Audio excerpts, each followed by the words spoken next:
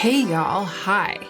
Okay, today I am filming a video that I'm going to call What's on My Wish List and What I Might Do About It or Not. It'll be something like that. I'll frame it more elegantly and with more information, but that's the general idea. And I'm just going to say right up front, right now, that this is not a commitment. Anything I say in this video, or rather nothing that I say in this video can and will be used against me. So if I say that I want something, but I'm not going to buy it, I might later buy it. If I say that I think I'm probably going to try to acquire one of the things that's on my wish list, I might never actually follow through with that. I don't really know. And actually, it's part of why I'm making this video, because I kind of want to talk through my reasons for having these things on my wish list and get a clear sense in my mind about what exactly I'm after when I wish for these things. Having a wish list on which I don't immediately act is one of the tricks that I picked up during my no-buy year that has stuck with me, and I find it to be incredibly useful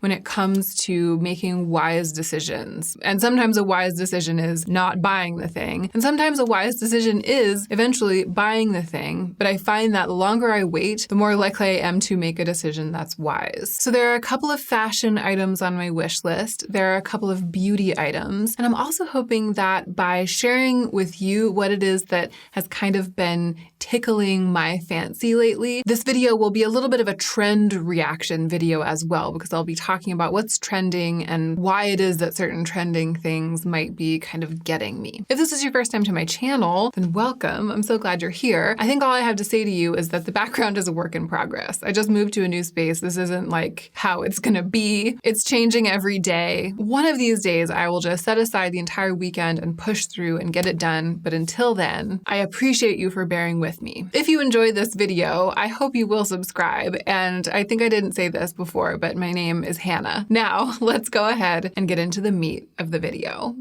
I think I'm going to do all the fashion things first and then the beauty things. The first thing on my list, on my wish list, is interesting because there's a thing on my wish list that I know that I'm not going to buy because it's like $700. A $700 skirt that I can't even remember. Oh, yes, I remember. Carla Rockmore, in one of her Instagram posts a month or two ago, was wearing a coat by this brand, DoubleJ. And I had never heard of the brand. So I was like, I need to know. I looked it up and I was like, heart eyes, money flying away emoji, because it's this really dynamic Italian brand that makes super bold printed, flowy, very, to me, 70s inspired, but like the updated version of 70s inspired prints, dramatic garments. So gowns, but they're like wearable summery gowns, shirts, beach cover-ups, very on the beach at Cinque Terre, very waiting for the train at Santa Maria Novella train station, right? Like very that. I fell so hard for the entire concept and especially for this one print. And I'll put up a picture, okay? Of course I will. I'll show you what it is that I'm obsessing over. It's really almost too retro with the browns in it, but there's something about it that just is working for me right now. And it's this tiered maxi skirt that looks so comfortable. It's like floaty cotton and an elastic waistband and the matching oversized collared shirt. And the models wearing them together in this one print, head to toe, looks so incredible. And I just had visions. I have had visions of myself wearing not only the full ensemble, but the pieces separately, like wearing the skirt with a different top and the top with a different skirt. It's total fantasy because I think that the set together would be like between $700 and $1,000 or something. Like we're not over here buying things like this. What landed squarely on my wish list as a reaction to my desire for these DoubleJ pieces is like the closest thing that I can find that's kind of like that. The thing that I'm the most interested in acquiring is a long, full, tiered cotton maxi skirt that is in like a bold, dramatic statement print, like a statement summer maxi skirt that's really easy and comfortable to wear.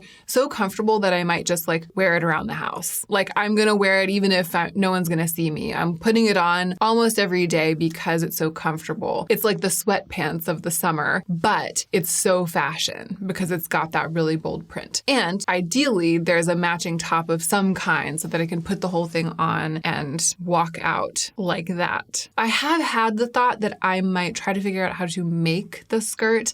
I cannot make a collared top with buttons and buttonholes like that my talents as a seamstress do not extend into the realm of tailored shirts. So if I wanted a set like this, I wouldn't be able to make the entire thing myself. I could probably scrape it together to figure out how to make a skirt similar to the one that I have my eye on, but then how would I get the matching top, you know? So this is something that I feel like every once in a while I sort of just do a sweep of Poshmark and eBay and see if anything comes up. Often when I want a thing like this, but it's not a specific one, it's just like the idea of a thing, I try to thrift it or to get it secondhand. But I feel like it's such a specific thing to have a matching top and skirt that it might be a little bit difficult to thrift. So I don't really know what I'm going to do or if I'm ever going to get something like this. I guess in theory, I could make myself a skirt and then have the top made for me by someone who is talented at making tailored things. But I could see that ending up adding up, especially if you include like my labor, the cost of fabric, my labor making the skirt, and then however much it costs to have the top made. It might end up adding up to just as much, if not more money than like buying a really nice one would. So this may never come along. The fantasy may never become reality. But as soon as I conceived of this video, it was the first thing that came into my mind. That La DoubleJ set has been haunting me. And I guess to answer the question of the title of the video,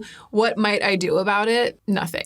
I might do nothing about it. I might just remain haunted. Okay, the second thing on my wish list fashion-wise, and this is definitely like a trend reaction thing. It's like a strong trend for spring, summer that I really love. And I guess that the first thing was kind of a trend reaction thing too when it comes to like the revival of the 70s or like the 70s made new and those very bold retro prints worn in like a confident and contemporary way. I'm into that. I don't know if you can tell. I don't know if you can tell, but I'm kind of into this like 70s moment that we're having. The second thing though, I feel like is even more boldly a trend right now. Like I didn't look up any listicles for this video, but I think that this one probably is on some listicles. And what it is the suit. The two-piece suit, the like casual statement, oversized two-piece suit, the slouchy suit. You know, these models and influencers wearing like, it'll be like a pink pinstriped suit, really slouchy and oversized. And it'll be like, I don't know, a white tank top underneath it. And then just this like slouchy, drapey tailored suit. I know that vests and waistcoats are in and that some of them that we're seeing are three-piece suits. I'm not really that into that. I'm not as much into the vest and the waistcoat because there's this very utilitarian part of me that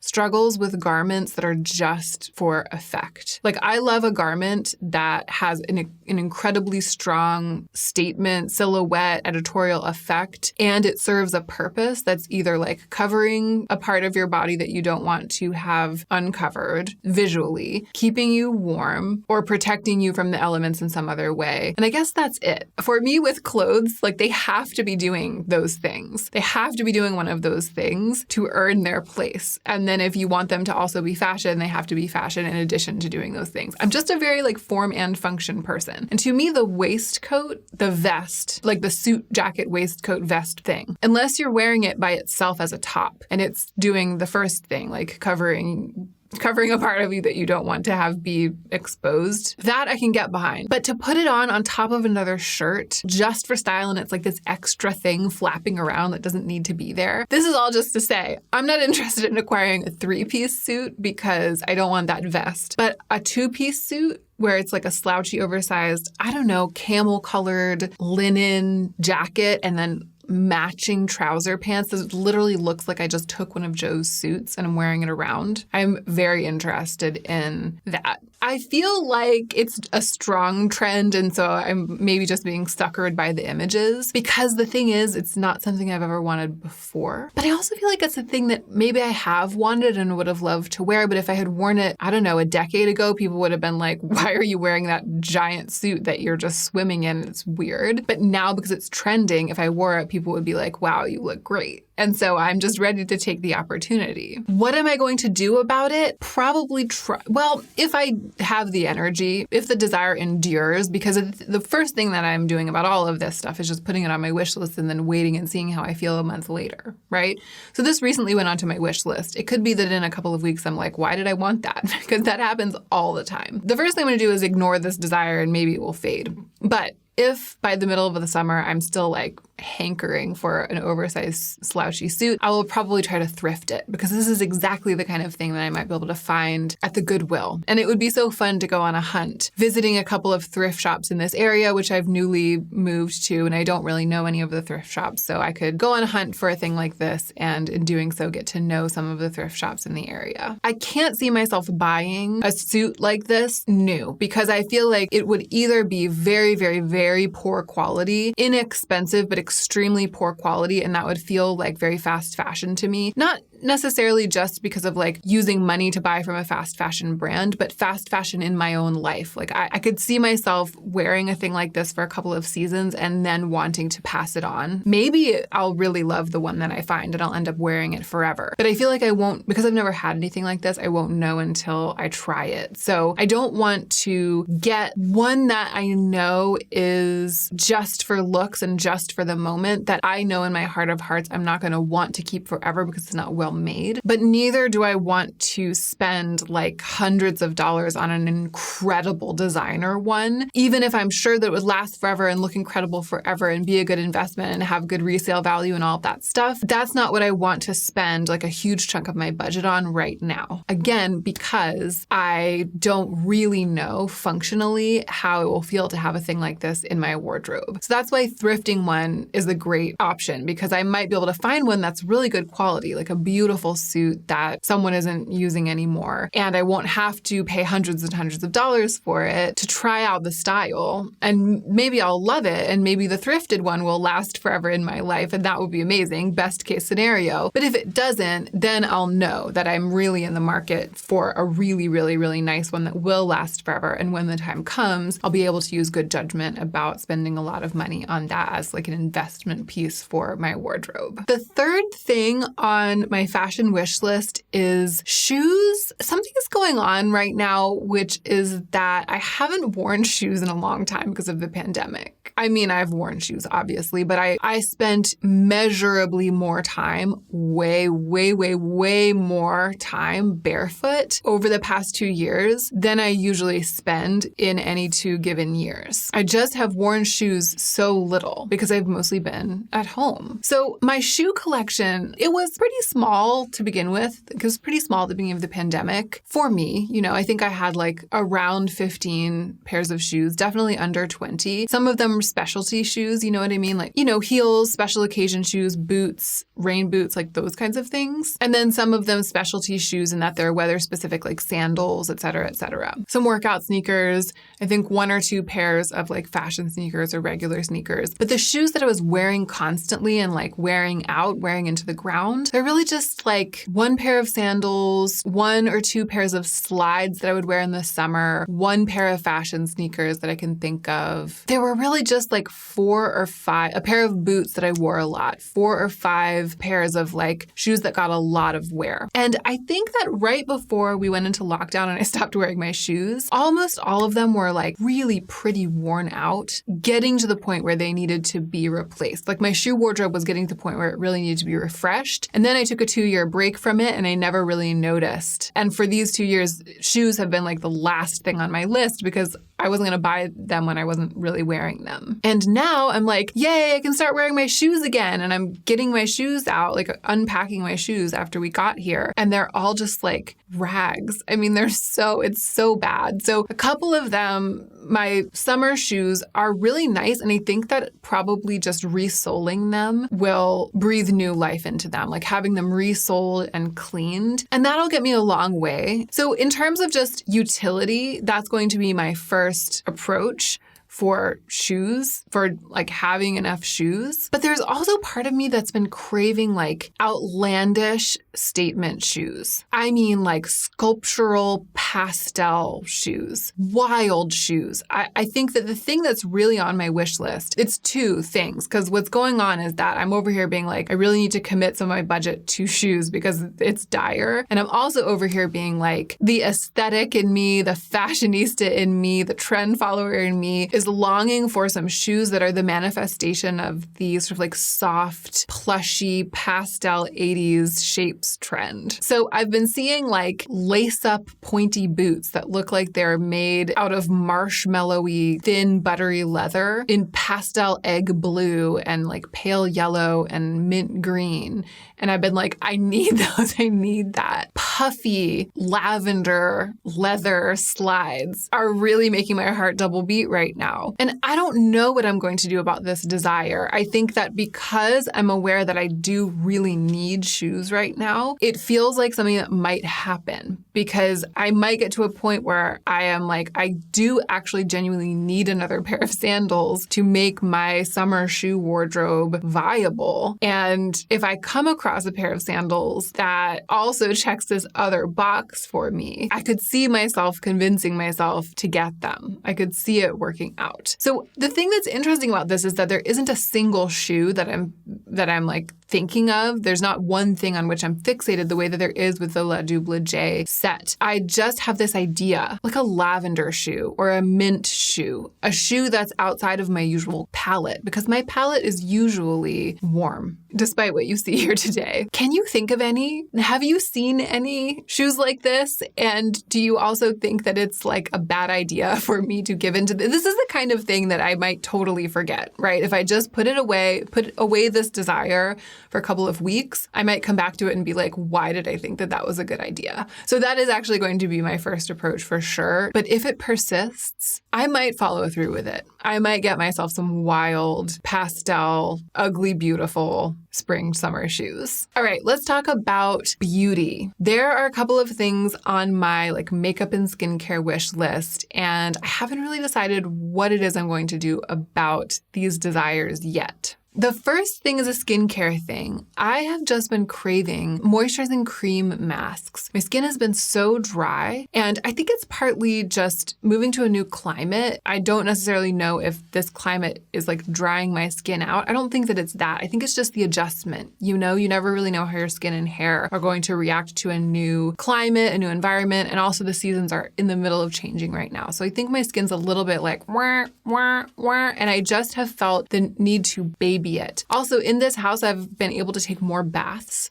more frequently. And one of the things I love to do in the bath is mask. So I've noticed a desire in myself lately to go to a beauty store like an Ulta or a Sephora and in person like buy, or a Lush. I've even thought about going to Lush and in person like treat myself to some really powerful, exciting, high-end skincare masks. That has been like the first place that my mind has gone, because of feeling my skin's really dry and feeling like all I want to do is sit in the bathtub, watching a show on my computer screen, masking. And I haven't been able to bring myself to do that because my old feeling that masks aren't a really good investment persists. This is one of the things that I, again, learned during my no-buy year when I stepped back and looked at how much I was spending on skincare, and I started to think about price per use and value per ounce with my skincare. And I started pricing it out and breaking it down and thinking about how much I was spending per like year, per month, per day on skincare. Masks were this huge drain on my finances because I was buying masks all the time. I was masking all the time, and I was replacing those masks all the time. And I realized as that year played out that I would spend, I don't know, like $30, $40 on a jar of cream mask, and then $30, $40 on a jar of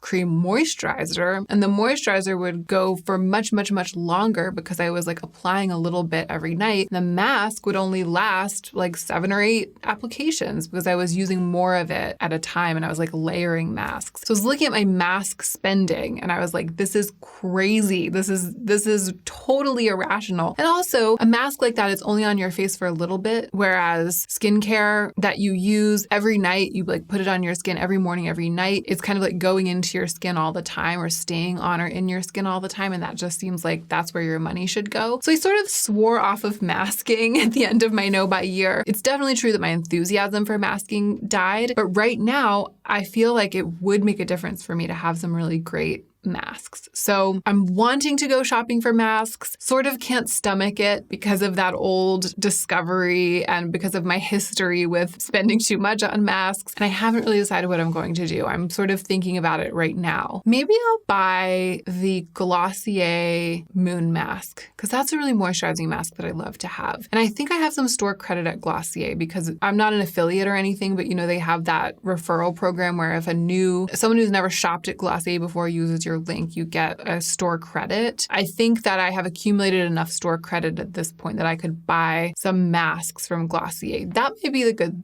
solution. I think maybe the solution is to get myself a couple of masks and scratch the itch, but just not get expensive ones. So there's this one that I used to really love, the Skin Food. No, it was a K-beauty brand called Mizon, the black sugar scrub mask. Oh my gosh, that's a deep cut. Yes, the Mizon Honey Black Sugar Scrub. It is like a honey and sugar mask, and it's a little bit scrubby, but it's with sugar, so it melts. So it's, a little tiny bit physically exfoliating, but it's definitely not abrasive. And then it has all this honey in it, so it's really moisturizing, and it's only like $15. So yeah, I might get that. I might get a Glossier mask. I do think that Ulta has some of those Skin Food masks, and there are some along the lines of this Mizon mask that are pretty inexpensive. Okay, I totally solved that problem. I'm going to get myself some masks that I know are effective, but that are inexpensive, and I'm not going to go in there and be like, I'll take this $60 Peter Thomas Roth 24 karat gold flecked gel. Ooh, I can't wait to mask. I can't wait to mask in the bath. Yay. These other two are a little bit tougher nuts to crack though. I just don't know my own mind. So squarely on my wish list is the pressed version of the Le Prism, or I guess the loose version is called Prism Libre because it's free because it's loose. I just figured that out. I just realized that. I'm always wanting to call it Le Prism when I'm linking it. And then I'm like, oh no, it's Prism Libre because it's loose. It's a loose powder, like a loose woman. A Libre powder. What are we talking about? So I love that Prism Libre powder in Mousseline Pastel. I've been wanting the pressed version for ages. It finally released and then it isn't available anywhere in the US. I think it was on Harrods for a while or Selfridges. And then it was on the Givenchy website, but then it was sold out. It's in the Givenchy website in the UK. I don't know. A couple of times I've been like, I'm going to buy it. I've gone online and tried to, and literally I have not been able to buy it. And so as time goes on and I don't buy it, I'm starting to question whether or not I really want it. I've been using the loose version with a little bit more focus and intention. And I've sort of been noticing that because it's so green and white, like this icy white and purple, and because I'm such a pale olive rather than having pale cool tone skin, sometimes it makes my face look pinker because that bright purple and bright white color corrects and sort of makes the natural red in my skin mix with white and lavender. And I look more ghostly, more icy, and that makes me look more pink. And I really want to go to that extremely neutral, grounded, sort of greeny yellow place. I might not want the pressed version of Mousseline Pastel, but I do think that there's a version of that Givenchy Le Prism powder that is similar, it has green in it and similar tones, but there's also a pale beige and maybe not so much the bright white and blue. I think that if I am to get it, I'll get that one. It's a bit of a risk potentially because I haven't had that powder before. And because of that, I might chicken out and just not get it at all. But I think that what I'm in the market for is a bit of a setting powder of some kind that I choose intentionally that's super weightless, that's going to help me kind of kill the shine in certain parts of my face, and that isn't too dark for me because a lot of powders are. So it might be that one and it might not. Jury's still out. I think that what we've decided is that I'm going to leave it on my wish list and wait, which I'm forced to do anyway because I can't buy it yet. Lastly, and this one's got me good, the Victoria Beckham Eye Cajal, which I love. I have it in bronze and it's like my favorite piece of makeup right now, y'all. I love it so much. It's so creamy. It works as an eyeshadow and as a liner. It blends with everything. The color is perfectly neutral and grungy. I just love it. It also comes in burgundy, and I wanted it for a long time, didn't get it because I was like, I have burgundy eyeliners, and I do. I think I do have a couple of other eyeliners in that color. The thing that makes bronze in the Victoria Beckham eye kajal so great is the color is so unique to me. I mean, so special, and it's hard to find something that has that perfect balance. A burgundy eyeliner is less difficult to find. They're everywhere. So for a long time, I've held back from my impulse to buy myself one of those. And lately, I've just been using burgundy a lot on my eyes, or colors that are burgundy adjacent enough so that when it's time to put in an eyeliner, I'm wanting a burgundy eyeliner. So there have been like 5 times over the past 2 weeks, and I've been like, where's my burgundy eyeliner? I need something really warmly brown or kind of like grungy wine to go in my waterline, and I like can't find it. And in those moments, every single time I've been like, I wish I had the Victoria Beckham one. Because what's going on is every time I put eyeliner into my waterline, I want it to be Victoria Beckham bronze because I love the formula so much. I feel like because it's sort of a greeny gold, a greeny bronzy gold, it's too contrasty with burgundy. And so it works with almost everything. But when I have on an eye look like this, that's heavily grounded in wine, this is almost the only time when I don't feel like bronze will work. I mean, it would work. It would just create a little bit of contrast. And if I'm just trying to extend the burgundy color into my waterline, it definitely won't work. But I still want to use it because I love how blendable it is. I love the texture. So there have just been a lot of times when I'm reaching for it and then I'm like, I wish that this was burgundy. And it does come in burgundy. So I'm starting to crack on this one, honestly. Strangely, of everything that's on this list, I mean, I'm definitely going to get myself some budget moisturizing masks for my face. But that aside, of all of the other things that are on this list, I feel like the Victoria Beckham eye kajal in burgundy is the thing that I might be the most likely to buy, like to just kind of turn around and buy. And it's interesting. I feel like a liner, like a lip liner or an eyeliner from a luxury brand occupies an interesting space because as products go, they tend not to be the most expensive. So I think the Victoria Beckham one is like maybe close to $30, which obviously for an eyeliner is very expensive. But for a piece of Victoria Beckham makeup or a piece of luxury makeup or, you know, for anything that you might buy at Violet Grey, which is where I got the one that I have, it's on the low end. It's like budget luxury. If I place an order from Violet Grey and the only thing that's in it is this Victoria Beckham eye kajal, that's going to be like the smallest order they've gotten all week because compared to other things you might buy at Violet Grey, the Victoria Beckham eye kajal, it's like getting a toothpick, you know? So I'm tempted. I'm tempted to treat myself a little bit because it's such a treat, but it's not something that would break the bank. And I think that that's where I'm going to leave that for today. I haven't fully committed. I haven't fully decided, but I'm admitting that I'm very tempted and that it might happen. And that is it. This was a fun video, wasn't it? I feel like it was fun. Maybe it was only fun for me, but I appreciated this opportunity to kind of talk through some of these desires. And I feel like it is a pleasure to dwell in this space of not knowing, wanting but not buying, expanding to fill this space of not having bought it yet, getting used to the idea that I might never buy it. It feels good to be hanging out in this space with you. I will be following my future career with great interest. And of course, you know what I want to know, which is what is it that's on your wish list that you are still thinking about? Just put one thing in the comments that's on your wish list and what you might do or not do about it. I am so nosy. I really want to know. Thank you for being here. And don't forget to take extra good care of yourself so that you can be the most effective version of yourself as you do your work in the world.